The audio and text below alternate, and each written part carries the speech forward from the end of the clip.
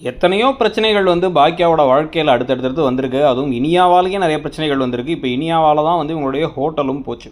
ஆனால் அதுக்கு இனியா டைரெக்டாக காரணம் இல்லை. அது பார்த்தீங்கன்னா அந்த ஈஸ்வரியும் இவரும் சேர்ந்து கோபியும் சேர்ந்து பண்ண டார்ச்சரில் பண்ண கல்யாணம். வேறு வழி இல்லை, பொண்ணு வாழ்க்கைன்னு பண்ணதான். ஆனால் அந்த நிதிஷ் சரியான ஆளாக தெரியல. அவங்க அப்பாவுக்கு ஆமாஞ்சாமி போடுறது மட்டும் இல்லாமல் ஒரு மாதிரி முரட்டுத்தனமான ஆளாக வேறு இருக்கார். இன்றைக்கி இனியா அந்த ஹோட்டலுக்கு உட்காந்துருக்காங்க. அங்கே ஆகாஷ்கிட்ட பேசிகிட்டு இருக்காங்க. அதெல்லாம் பார்த்ததுக்கப்புறமா அந்த நிதிஷ்க்கு நிறைய சந்தேகம் வேறு வர ஆரம்பிக்குது. ஏற்கனவே அவங்க அம்மாவோட பேச்சை கேட்டு அந்த ஹோட்டலை மூடாமல் இருக்கிறது ப்ளஸ் இவங்களும் வேலைக்கு போகணுன்னு சொல்கிறதெல்லாம், அவங்க அப்பாவை எதிர்த்து பேசுகிறதெல்லாம் அந்த பையனுக்கு கோவமாக வேறு இருக்குது. இதில் ஆகாஷ் தானே உன் எக்ஸ் பாய் ஃப்ரெண்டு, அதானே அவனை பார்க்க போகிற, அதனால தான் மேக்கப் போட்டு போறியா அப்படின்னு சந்தேகமாக பேச ஆரம்பிக்க இந்த பிரச்சனை சண்டை இன்னும் வலுத்துக்கிட்டு தான் போகுதுன்னு தோணுது.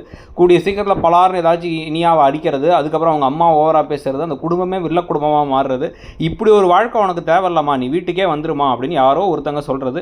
அதுக்கு பிறகு ஆகாஷையும் இனியாவையும் ஜோடி சேர்த்துருவாங்களா விவாகரத்துக்கு பிறகுன்னு சொல்லிட்டு பல விஷயங்கள் நடக்க போகுதுன்னு தோணுது. இனியாவை வச்சு தான் அடுத்து இந்த கதை போகுது. ப்ளஸ் இந்த கவுன்சிலரு, இந்த குட்டி மெஸ்ஸை வச்சு நடக்கிற விஷயங்கள், இந்த கவுன்சிலரை அந்த ஆள் சுதாகர் தூண்டி விடுறதுன்னு சொல்லிட்டு விஷயங்கள் நடக்கும்னு தோணுது. நீங்கள் என்ன நினைக்கிறீங்க? பாக்கியலட்சுமி சீரியல் எப்படி போகுது அப்படிங்கிறத பற்றி சொல்லுங்கள். தேங்க்யூ.